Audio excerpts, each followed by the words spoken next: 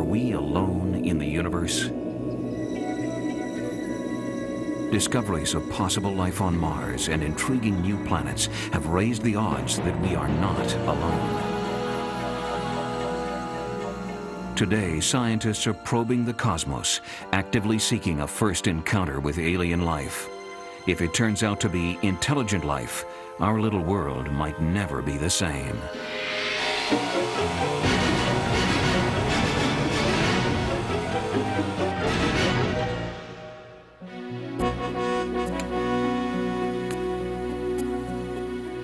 Since the most ancient times, humans have gazed at the night sky and wondered if somewhere, out there, some other being might be looking back.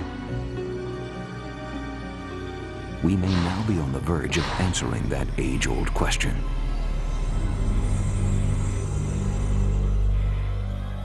Cryptic visions of ETs out to get us. They've become imaginary foes to beat up, to conquer.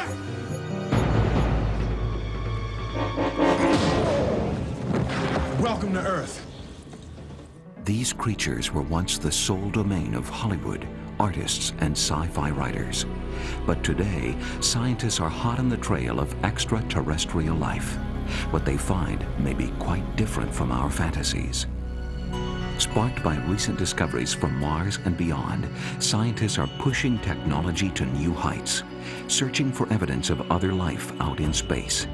They may have already found evidence of alien microbes. Finding intelligent life may be just around the corner.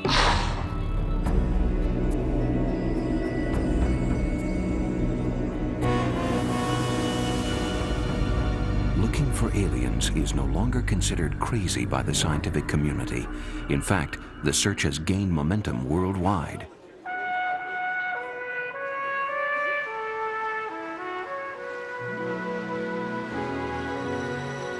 Capri, Italy is the setting for a major league summit of international scientists gathered to share their theories on extraterrestrial life. They come from the fields of astronomy, biology, physics, cosmology, experts the world would turn to in the event of a first alien encounter. If you look carefully at this representation of a planetesimal or an asteroid-like thing... Which one will be published? Both. Both. I don't know. Here, normally reserved scientists let their imaginations soar. I would say that mankind has to speak to extraterrestrials with one tongue. If an extraterrestrial craft arrives on Earth, you know, that is even more important because we are not prepared. Not at all. Not at all. We never know whether the aliens are actually aiming their transmitters in our direction.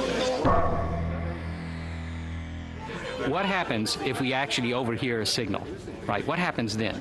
It's a factor of 20 faster. Much of the excitement revolves around two American astronomers, Paul Butler and Jeffrey Marcy of San Francisco State University. Together, in less than 2 years, these men discovered more planets than anyone else in history. What we know about life indicates that it formed on a planet. Butler and Marcy's new planets increase the odds of finding alien life.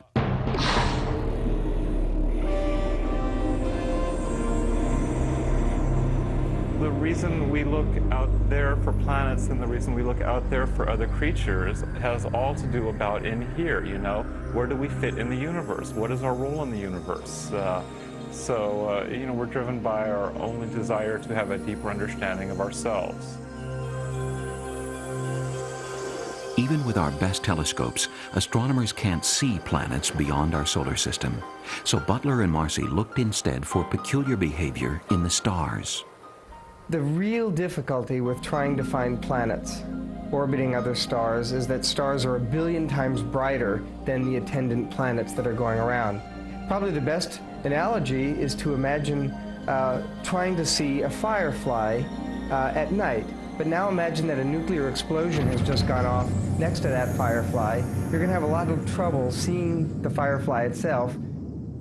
We admit right from the start we ain't going to see the planet. So we focus our attention on the star, and that's all we observe, in fact, is the star's light, and we look for the effect of the planet on the star. And in fact, planets exert a gravitational force on the star, And so the star is kind of yanked around as the planet goes around. On the beach at Capri, Jeff Marcy uses a boulder to demonstrate this celestial dance.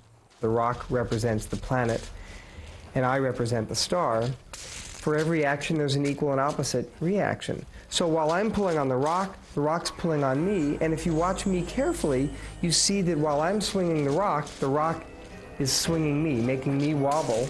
And the same exact physics applies to a planet orbiting a star. The planet yanks on the star yanks on the planet, and they do a little dance around each other.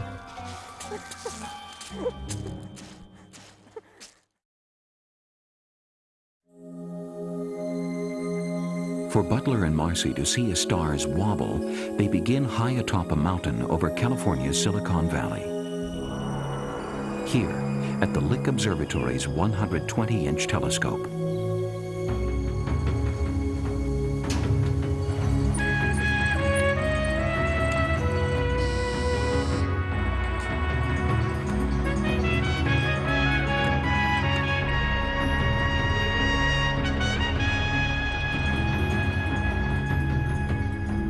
This giant telescope will focus on stars similar to our own sun, but by itself, it can't see everything these astronomers are looking for. Desperately focus. Right.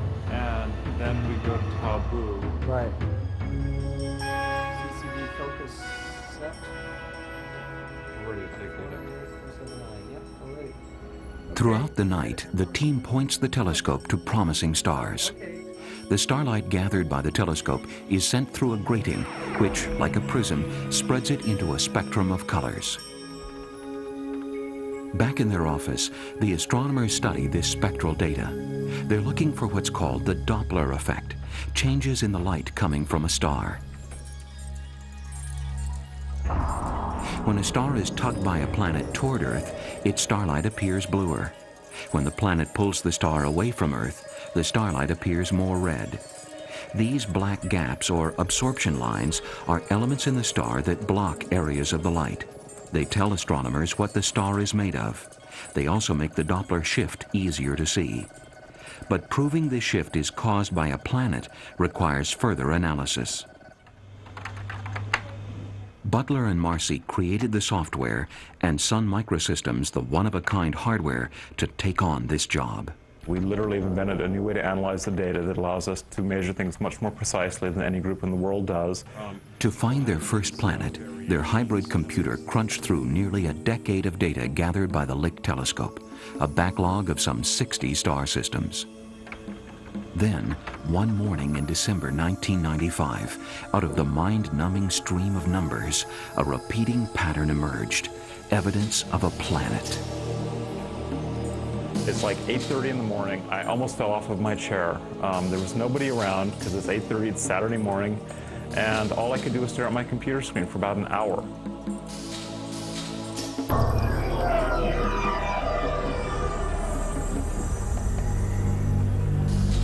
I called Jeff. I couldn't squeeze out of him what was happening, and I just said to him finally, "Paul, is it good or bad?" And he said, "It's good, get over here again." And when he said it was good, I knew that it was probably something really good.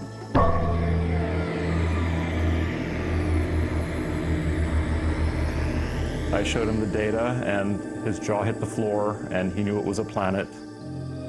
What Butler and Marcy detected was a gaseous planet 2.5 times the mass of Jupiter orbiting the star 47 Ursa Majoris. Soon after this find, a second planet emerged, another gas giant. It was 6 times the mass of Jupiter, circling the star 70 Virginis. Theoretically, both new planets are the right distance from their stars to have water vapor in their atmospheres. Water is the essence of life as we know it. Scientists believe the chemical reactions that produced life on Earth began in a watery environment.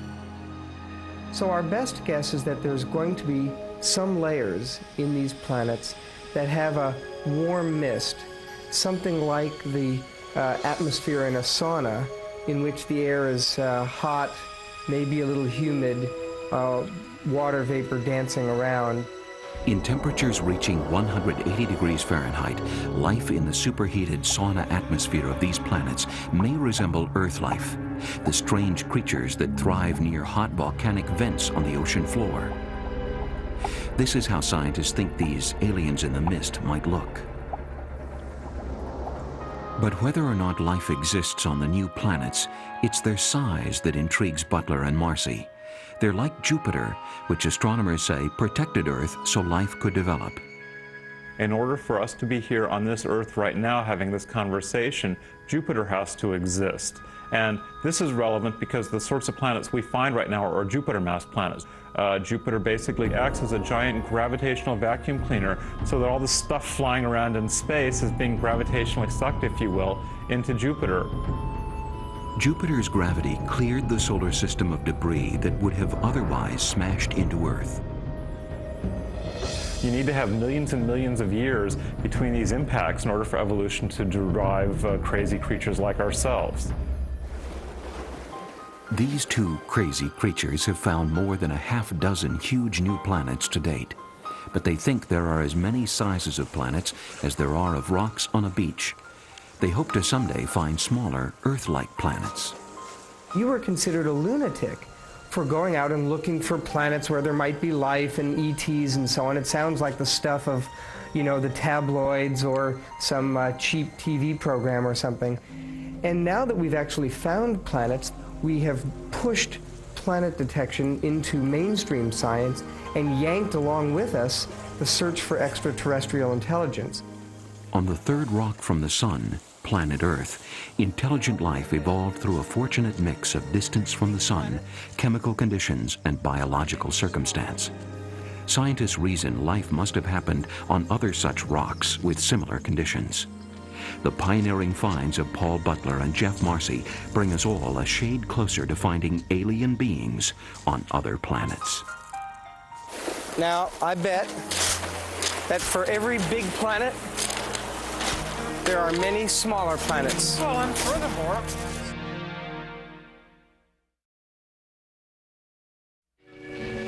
Dr. Martin, I see you are quite well. You have recovered from your unfortunate accident. Who are you? A scientist, like yourself. Where do you come from? From a planet, yet unknown to you. The notion that distant planets could harbor intelligent life is nothing new.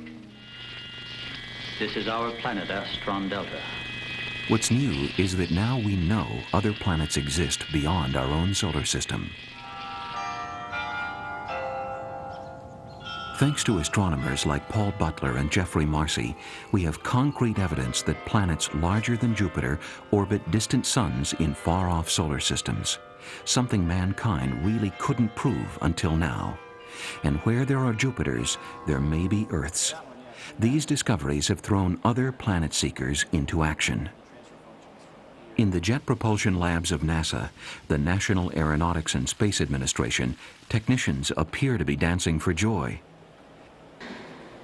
But really, they're hard at work on a new kind of telescope called an interferometer. When perfected early in the next century, it will be launched into space, where the smallest vibration could affect its precision alignment. These men are finding ways to stabilize the setup and cancel out any vibrations.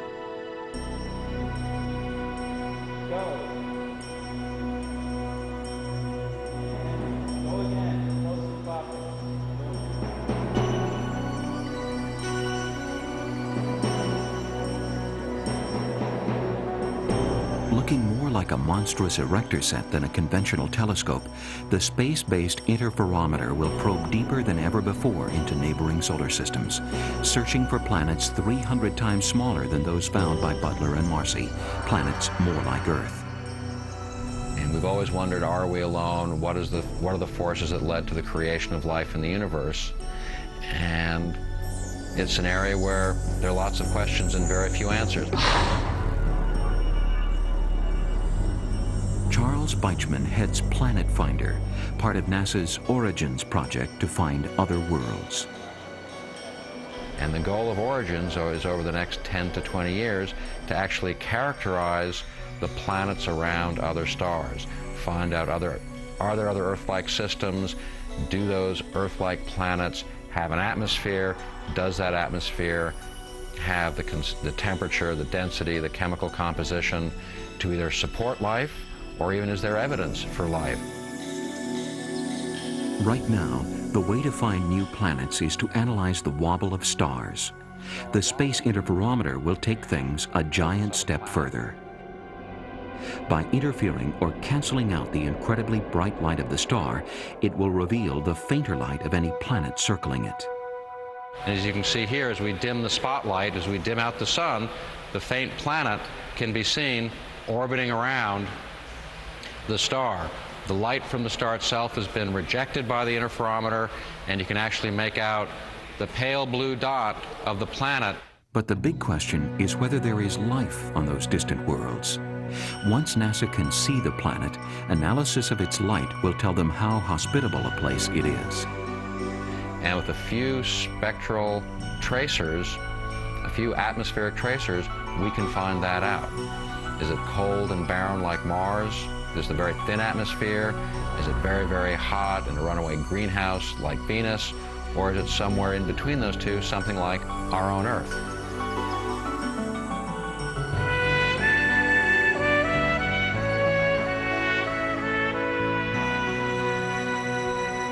To get the high degree of magnification needed to find and study Earth-sized planets, a traditional mirror telescope would have to be huge, over 100 meters or 330 feet in diameter.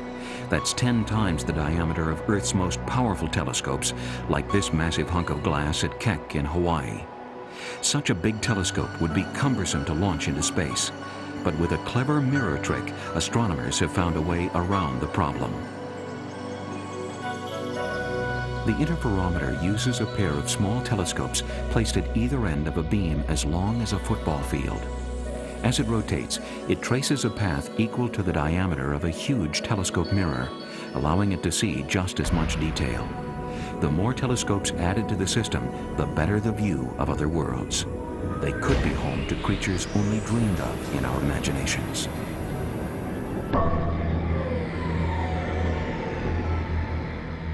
At Mount Palomar in California, a prototype interferometer is being tested. Michael Shao, the world's leading expert on optical interferometry, walks one arm of the telescope.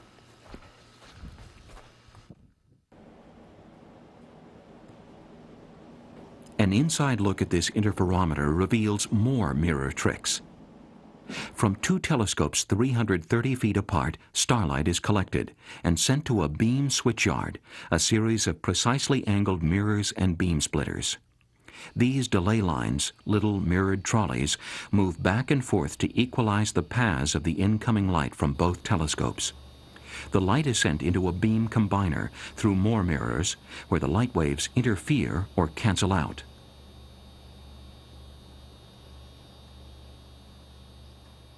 The remaining light is picked up by a detector cooled by liquid nitrogen to a bone-shattering 77 degrees Kelvin, or minus 353 degrees Fahrenheit. This lets scientists test the device in conditions that mimic the deep freeze of space. The difference between doing this on the ground and going into space is on the ground we can see things like Jupiter and Uranus mass planets, and in the space we would then be looking for Earth-like planets. Space is where NASA plans to put one of these interferometers by the year 2010. Planet Finder will be flung out beyond Jupiter, where our solar system is free of obscuring dust. Until then, ground-based interferometers continue to gather data on faraway suns that might support heavy planets, building on and refining the work begun by Butler, Marcy, and others. With such brand new technology, Earthlings may someday find the home of that alien cousin we instinctively believe is out there. But Jeff Marcy warns, we may hesitate to claim these creatures as kin.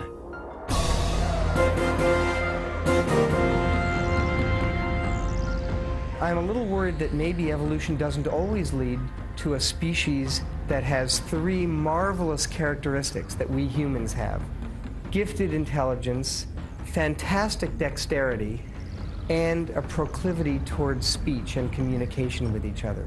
those three ingredients that are all necessary for us to be as brilliant as a species as we are, those three characteristics are rare, and I'm worried that they don't happen too often. The science of biology shows that the incredible diversity of life on Earth is basically formed of the same stuff, carbon, which bonds readily with other elements like hydrogen, nitrogen, oxygen. Other planets with a mix of chemical elements like Earth's might give birth to life forms we'd recognize. Then again, other worlds don't have to follow Earth's blueprints. It's certainly possible that we're wrong, and if some clunking piece of silicon comes up to us, then that'll be enormously exciting. And we have our planet, and then speculation. And the speculation is fun, but we're trying to advance the actual scientific part of it and just decrease the realm of speculation a little bit. For now, glimpsing an alien, either silicon or carbon-based, will have to wait. But scientists are patient, methodically developing the technology needed to build their case. NASA's first big goal is just finding another Earth. And until a spacecraft the size of Belgium puts itself over New York City and really announces its presence in a very incontrovertible way, this is probably the most scientific way, or these are the most scientific ways we know about to go out and try and find out, is there life elsewhere in the galaxy? In the summer of 1996, the search for extraterrestrial life got a shot on the arm with an earth-shaking announcement about primitive life on Mars.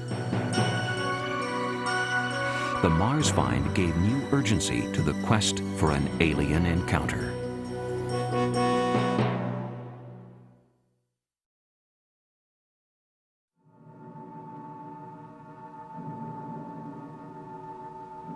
Doesn't look like bark. Let me have your machete, Tom. Life on Mars. It was always the stuff of our wildest fantasies.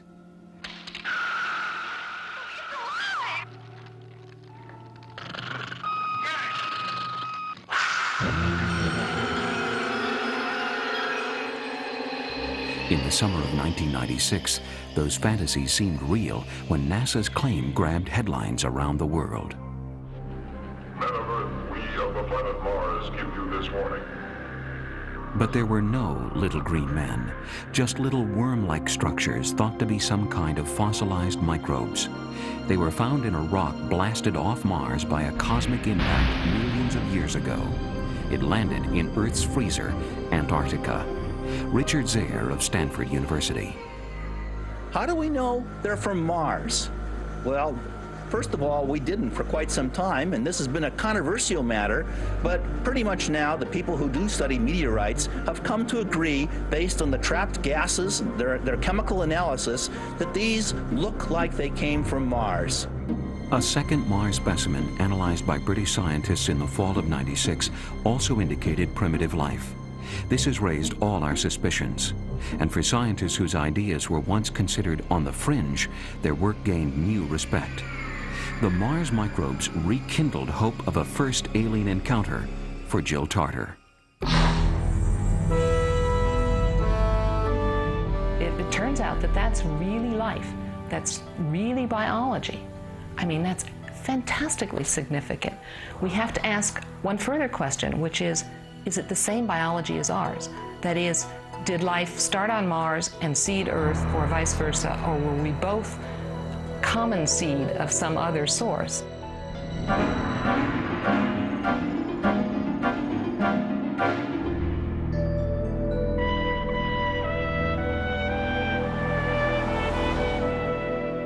Jill Tarter is head of Project Phoenix, part of SETI, the search for extraterrestrial intelligence.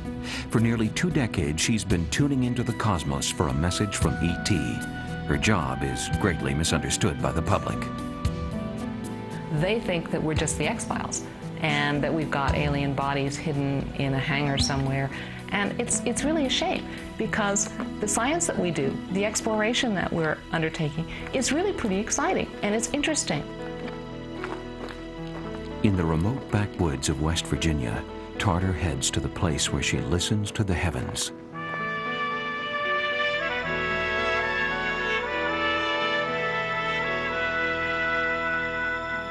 the powerful radio telescopes at Green Bank Observatory. The universe is full of noise: gamma rays, X-rays, microwaves, light, radio, and cosmic waves. Static received through a TV antenna shows just how much is out there. Some of these specks could be remnants of the Big Bang, exploding supernovas, satellite beeps, background radiation, or a message from E.T. SETI thinks an alien signal will be best detected at microwave frequencies on the radio dial. That's where the universe provides us with a very clear window. There isn't a whole lot going on at radio frequencies compared with optical, infrared, X-ray, etc. It's the quiet window on the universe, and we want to take advantage of that to listen for signals that we expect will be very faint indeed. But even in this quiet zone, recognizing a signal is a superhuman task. Imagine listening to tens of millions of radio stations simultaneously, trying to hear one sentence or phrase of music. No human could possibly do it, let alone for 24 hours a day.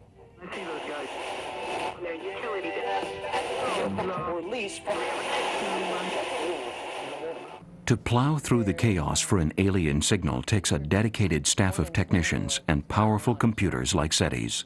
They sift through cosmic radio noise as well as pollution from man-made signals. And something like this is what they're looking for, a signal nature would not produce, sitting at one spot on the dial, the earmark of intelligence. Day and night, Project Phoenix eavesdrops on very specific places in the galaxy. Their radio telescopes search one by one through a list of 1,000 different stars thought to be like our Sun. Some of these stellar targets are the very planet systems found by Butler and Marcy. Phoenix tests its system by zeroing in on distant spacecraft they know were built by an intelligent species, the probes launched from Earth in the 1970s.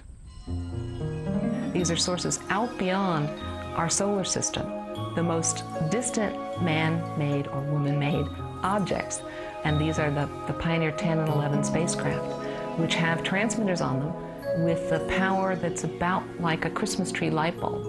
And they are billions of miles in space. And in fact, we can track, we can find those signals. There have been some interesting late night, always late night for some reason, false positives. Other signals that in fact did get through this very intricate filter process. That's the only reason you have a human around. I mean, the machine does all the work and finds the signals and tells you about them. But the human is useful for checking it out. Tonight, they listen and wait. But what if a real alien signal came through?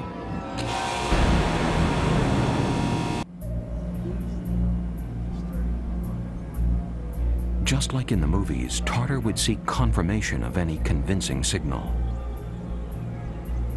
If we ever get a signal that passes all our tests, it's hanging around, it's doing all the right things, I mean, we're going to call somebody on another telescope. I'll probably, if Dan's on the telescope with the Serendip system, we'll call them because they've got just the right kind of equipment.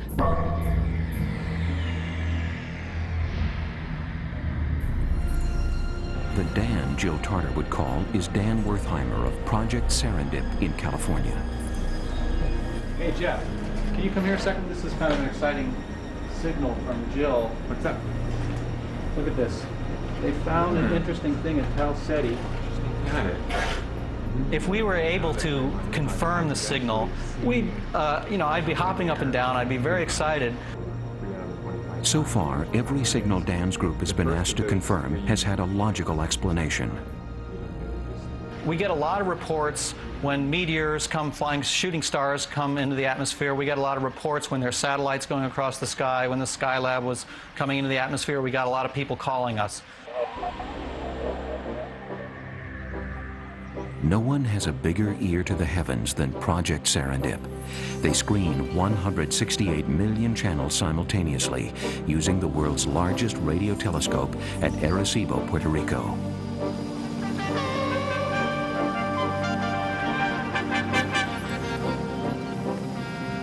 Arecibo looks like something from a sci-fi flick, but this is no mere prop.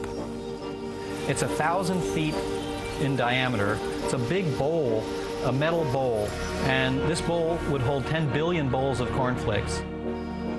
It's not cornflakes this dish collects. Incoming radio waves bounce off its surface and are collected by a receiver 45 stories above. Arecibo scours a much bigger chunk of the universe than the radio telescopes of Project Phoenix. Serendip studies millions of targets, while Phoenix focuses intensely on 1,000. Don't get all excited when you see this thing. It's not a detection of an extraterrestrial, but it's a test signal, and this is one of the possible patterns that we look for. Tarter and Wertheimer are eager for the day when they can confirm the existence of alien beings. I love the reflections there. It's really amazing. Though they belong to highly competitive branches of SETI, they share common theories about intelligent aliens. It's pretty amazing, yeah. These two agree that any galactic society sending signals would have climbed to a much higher level of technology than we have. Any technological civilization that we find out there is inevitably going to be much more advanced than we are. And that's simply because we're so young in an old galaxy. We've had technology for only 100 years. Our galaxy is 10 billion years old. Our own sun is only 4.5 billion years old. So there are many places where there have been stars like the sun that are far older than we are. Tarter also says any alien communication we get today would have come from beings tens of hundreds of light years away. The message will be old, and you won't be talking about a snappy, "Hi, how are you? I'm doing fine, how are you?" kind of conversation. But it may be communication nonetheless, even though it's only one way. SETI scientists think it's a bit premature to worry about the end of the world from some alien encounter. My guess is that if we do detect a civilization, it'll be sort of by accident. They won't broadcast a signal on purpose to us, but we'll be able to detect their technological presence by some activity on their planet. I was on a table. Next thing I knew, they were coming at me. Strange people. SETI scientists also dismiss all reports of alien encounters. Despite a number of well-publicized abduction and UFO claims, they don't think we've ever been visited. I'm extremely skeptical that extraterrestrials have visited Earth. There's no evidence for any of that. Although I am optimistic that there's life in the universe. I think the universe is probably teeming with life. It's kind of bizarre. Everybody reports these humanoid-looking things with 2 arms, 2 legs, 2 eyes. But of course the extraterrestrials aren't going to look anything like that if you look at the diversity of life on Earth. And they're living on a completely different planet with different conditions, so they're not going to look anything like a humanoid kind of creature. In the realm of extraterrestrial relationships, we have no real experience. And some think, if confronted with a strange new intelligence, our innocence would be lost. And we'd face our worst fear. The aliens might not like us.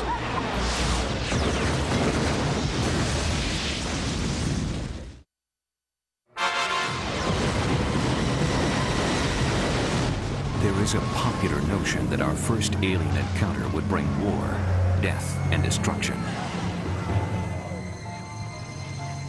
Greg Bear is a science fiction author and advisor on space policy to 2 U.S. presidents. He's devoted many man-hours to thinking about first contact with aliens. We can't consider aliens to be as dumb as they are in a lot of science fiction movies when they arrive with the Death Star and then we can send up F-14s and shoot them down. I think they're actually going to be incredibly sophisticated in ways that we are only beginning to be. I've written books that are both scary and also exalting. Books that show us that the wonder out there is incredibly dangerous. There is no such thing as a safe haven. We have no beneficent creator looking down upon us, making sure that we're going to survive.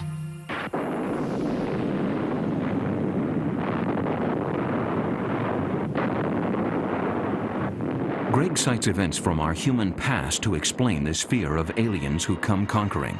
Our history's filled with civilizations attacking each other. The entire natural world we live in is an incredibly competitive arena. what we're actually looking at is common among all social animals. Ants, for example, social animals will take slaves, they have wars with each other. We are as much a part of nature as anything else. All the forces in the galaxy follow the same pattern.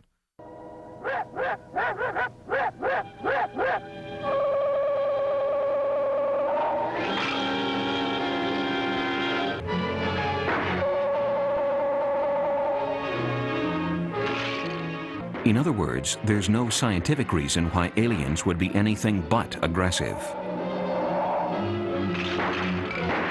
The possibility that other beings could be hostile has not stopped scientists from attempting to communicate with them. They've sent greetings into space on the Pioneer and Voyager missions. And they said, why don't we put a message, a graphic message? Of course, it's like throwing a bottle into an ocean 1,000,000 times bigger than the Pacific, but it's something. Phil Morrison, a physics professor emeritus at MIT in Boston, was involved with attempts by Voyager 1 and 2 to talk to anything that might be out there.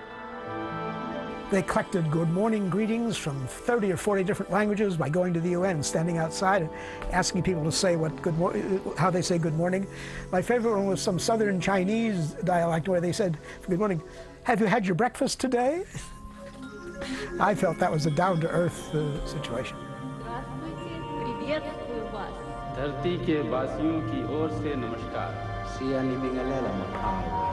Pioneer 10, launched in 1973, contained symbolic pictures, line drawings of man and woman, a depiction of where we are in our galaxy. In the right alien hands, assuming they will have hands, this information is a kind of galactic roadmap to our doorstep. But because these probes travel only 10 miles a second, it would take 50,000 years for them to reach the nearest stars, and they're not even aimed at the nearest stars.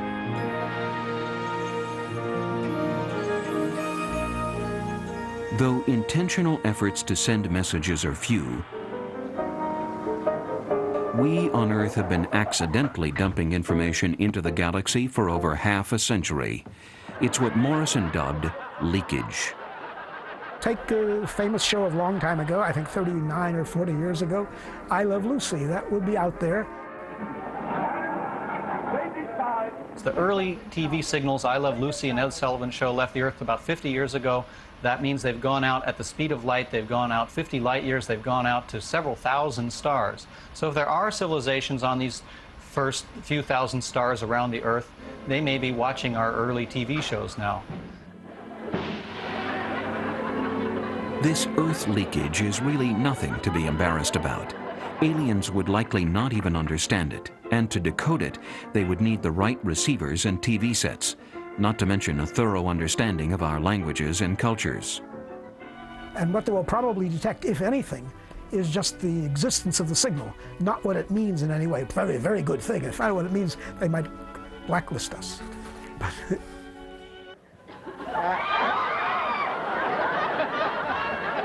Despite our potentially bad cosmic image, Earthlings are eager for first contact, even if it proves we're not so special. But this raises the concern whether the people of Earth will be properly prepared for an alien encounter.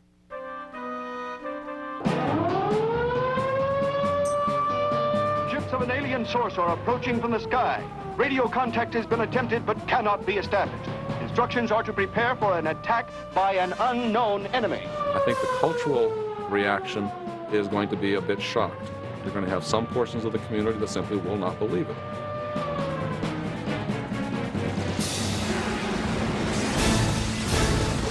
Sci-fi filmmakers delight in showing us how governments would panic.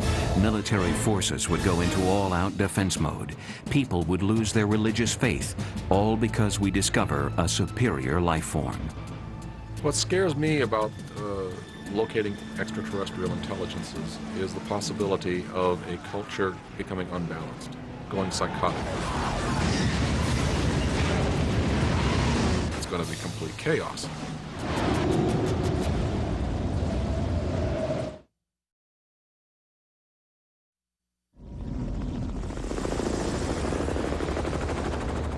The arrival of aliens in Hollywood's version always takes Earthlings by total surprise. In reality, our first alien encounter will likely come in the form of an intercepted radio signal or an observation made by astronomers or other space scientists. But if these experts find indisputable evidence of another cosmic intelligence, Earth really isn't ready for the consequences.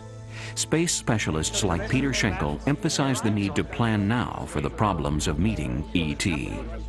And I think that adequate security arrangement would have to be made. Security in terms of really security for mankind and measures of safety, of biological safety, for instance, for us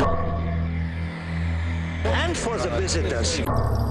And we should discuss who should be the interlocutors of those extraterrestrials. Because there will also be tremendous rivalries. Everybody would like to be on the team, you know, to talk to them.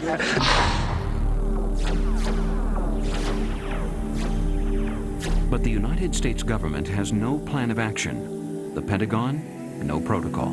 The FBI and the CIA, no protocol. The United Nations is debating what to do in the event of alien contact. Well, I think officials would first be likely, in the event of finding out about intelligent life, to go to the scientists. And then the scientists would call it the science fiction writers. One of the few groups thinking about future contact is SETI, the group listening to the cosmos for possible alien signals. We've agreed, everybody that's doing this research has signed on to an agreement that the information will be shared all around the world. No information will be kept secret. But we don't have a protocol for what if we should respond, who should be able to respond for Earth, should the United Nations draft a message, or what should happen. Some people say it shouldn't be just one message that is supposed to represent all of mankind, all of Earthlings, but maybe we should just let everybody reply and let the other civilization make sense of, you know, what our Earth is like. Scientists are seriously thinking about alien encounters as evidence mounts that something may be living out there in space. The ongoing work of SETI, the Mars discovery, the new planets found by Butler and Marcy, and NASA's plans to put interferometers into space all bring science closer to challenging the belief that humans are unique in the universe. In our own galaxy, there are 100 billion stars. The Milky Way galaxy is probably teeming with planets, teeming with life at some level, intelligent or not. But in addition, there are at least 100 billion galaxies, each of which are more or less carbon copies of our own Milky Way galaxy. So there are a heck of a lot of chances out there for Darwinian evolution to charge ahead and eventually yield a species kind of like us. The notion that maybe other life is forming out there, it certainly has religious implications. You know, if there's intelligent life out there, how do the major religions react to this? The major religions are aware of the new astronomical finds. The question is whether or not they'll react as they did in the past. Butler and Marcy should count their lucky stars. There was a time in medieval Europe when their kind were imprisoned, like Galileo, or in the case of a monk named Giordano Bruno, burned at the stake by the Church of Rome for suggesting there were other suns, other planets, and other beings. But today, the Vatican studies the heavens just as Bruno and Galileo did. It has its own observatories in Arizona and in Italy.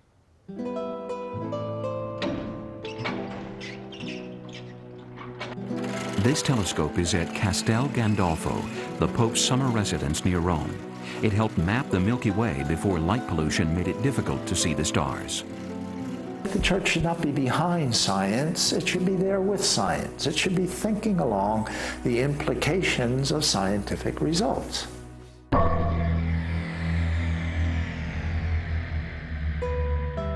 Blessed are you, Lord God of all creation. Through your goodness we have this bread to offer, which earth has given and human hands have made.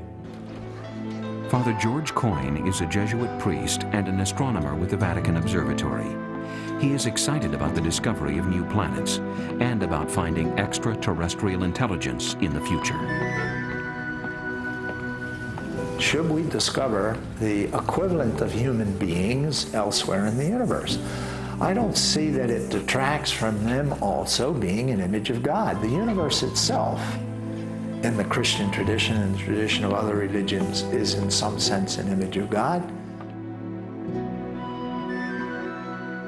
That though it would be a very exciting thing, it would not be a very alarming thing. I mean, I don't think it would create panic in the church or in civil society or any place else. Why should it be a threat to us? Why should our first thought be that discovering extraterrestrial life would be a threat? Why shouldn't it be a joy? Why shouldn't it contribute to our well-being?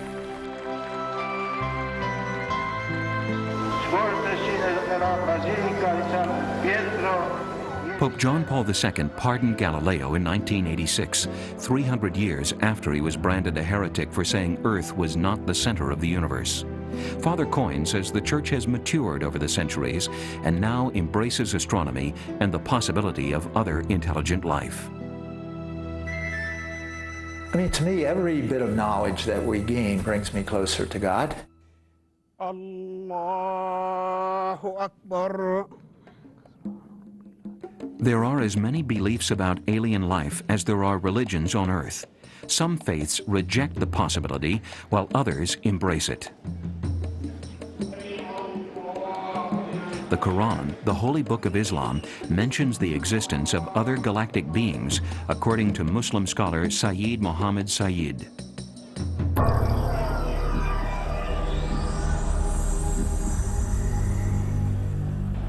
There is mention in the Quran that man has been created from the dust, from clay, as is mentioned in the Bible as well.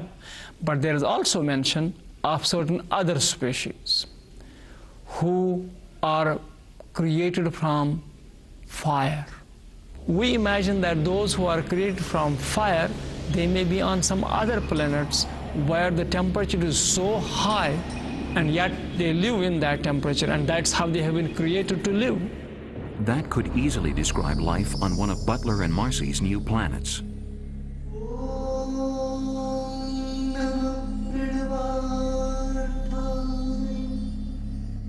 Many Hindus, like Punditji Sri Sri Ravi Shankar, find it odd to even ask whether there are other beings.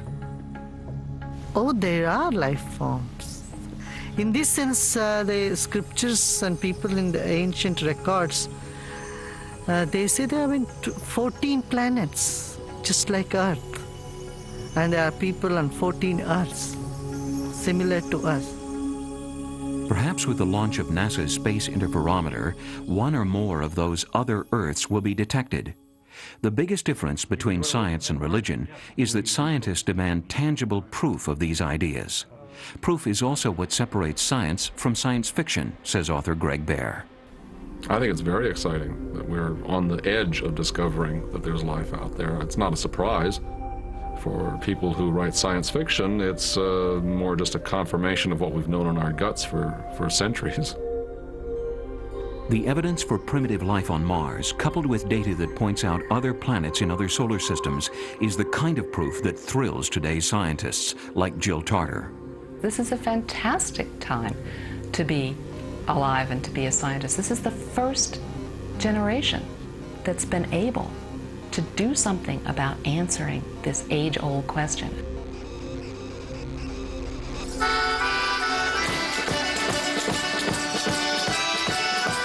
In Capri, Italy, in the summer of 1996, a group of Earth's leading scientists celebrated the progress being made in the search for extraterrestrial life.